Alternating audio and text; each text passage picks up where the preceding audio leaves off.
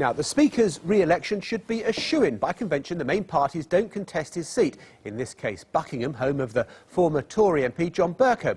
The Conservative leader has sent Speaker Bercow a personal message of support. But a defiant Lord Tebbit has told this programme that local Tories, contrary to David Cameron's instructions, should be free to support and campaign for whosoever they want, even if that means backing UKIP, as Max Cotton now reports. The office of Speaker, the voice of authority in Parliament. It's a terribly important job. You need to be above the cackling debate. Order! Order!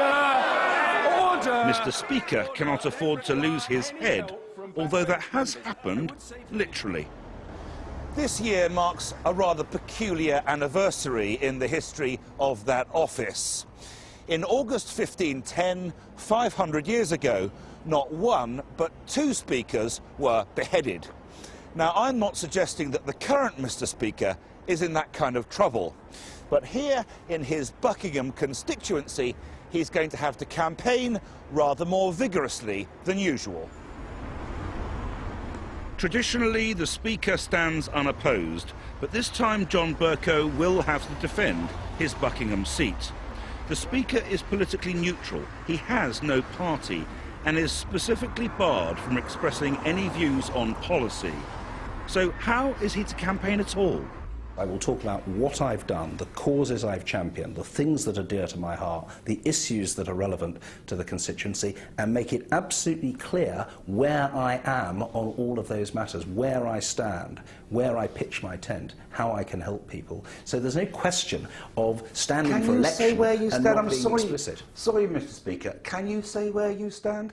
Can you say where you stand on whether or not troops should come out of Afghanistan? You can't say that. I'm not going to anticipate now exactly what's going to be my election. But you can't say where you stand. I will be taking a very clear position on the issues that affect my constituency. And what a constituency it is.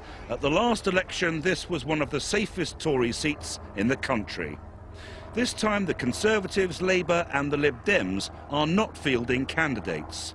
But there will be a real contest. Two Conservative independents are standing against Bercow, but by far the best-known challenger is UKIP's Nigel Farage. Is he an opportunist? This is an opportunity, a political opportunity. Here we have a situation where people cannot vote for the next Prime Minister of this country. Therefore, they can start to vote directly on the personalities on that ballot paper, and they can express a view on what kind of politics they want. If that is opportunism, I'm not going to apologise for it. The local paper is buzzing. A sitting Speaker challenged by one of politics' most colourful figures. Well, it's great copy. It would be putting it mildly to say that David Cameron does not want UKIP to win what would be a spectacular victory. But opinions in the local Conservative Party are more mixed, and they're under pressure to back Bercow. What happened at the Buckingham Conservative Association early on, there was a meeting that was held that was to tell people that they had to back John Bercow, they had to support him publicly. If they didn't want to support John Bercow, then they just had to keep quiet. And I'm aware that they've been told that their membership could be suspended if they were kicked out? They could be kicked out, yeah. I've spoken to Conservative Central Office who've made it perfectly clear to me that any Conservative activist who campaigns for someone other than the Speaker will face consequences. Does he own his own house? Lord Tebbit was party chairman under Mrs Thatcher. He does have a view on this. I don't think it's any business of the Conservative Party to instruct even its activists and members in who they should vote for in that sense. Or campaign for. Or indeed campaign for. Mr Bercow is not a Conservative candidate. Is your advice to Conservative members in Buckingham to go out and campaign for whoever they want to? That would be my view. There is no obligation upon Conservatives to support Mr Bercow. None whatsoever. But why wouldn't Conservative members want to support Speaker Bercow? The pugnacious young Bercow was known as Son of Tebbit. But we can only win with Margaret Thatcher as leader and Norman Tebbit as party chairman. But today he's married to a Labour candidate and too left-wing for the blood of many Tories. I remain a friend of John's, and I have been for 20-odd years.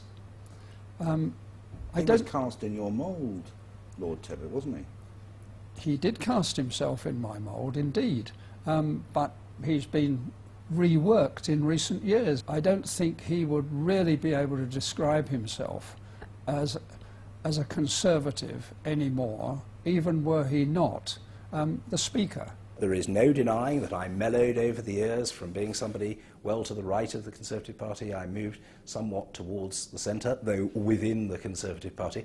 And with some people, that provokes criticism or even hostility. I think most fair-minded people would say it's an odd politician who stays in exactly the same place on everything. What would you do if you were a voter in Buckingham? Who would you vote for? I would have to take a deep breath, consider it, and decide, in the light of all the circumstances, whose views came closest to mine, who I thought would be the closest to a Conservative Member of Parliament, and I would make that decision. There's a lot of people watching this programme who think that that decision would mean you'd vote for Nigel Farage. Well, it might. We were told that. But Nigel Farage was perhaps too strident when he addressed the new president of the EU, Mr Van Rompuy, in these terms. You know, really, you have the charisma of a damp rag and the appearance of a low-grade bank clerk. I asked the Speaker of the House of Commons what he thought of this outburst. He equivocated, but then Mr Bercow stopped equivocating. Nobody in Europe had ever heard of you.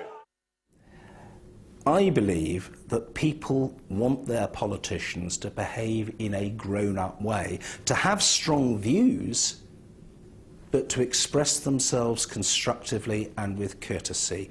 Simple, rabid, personal abuse, frankly, shouldn't have a place in parliamentary politics. It is low grade, it is unworthy.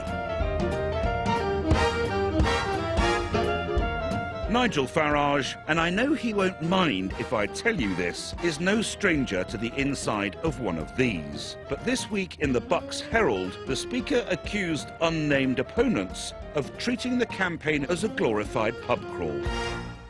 I have said that I will, during the campaign, make a promise that I'll campaign on every licensed premises in the constituency, which means going around having a drink and meeting people. Firstly, because I enjoy doing it, and secondly, it is actually a very good way to find out what people are really saying and thinking. So for him to make this comment, it's kind of a sneaky, backbiting way of operating. I don't work like that. I stab people in the front.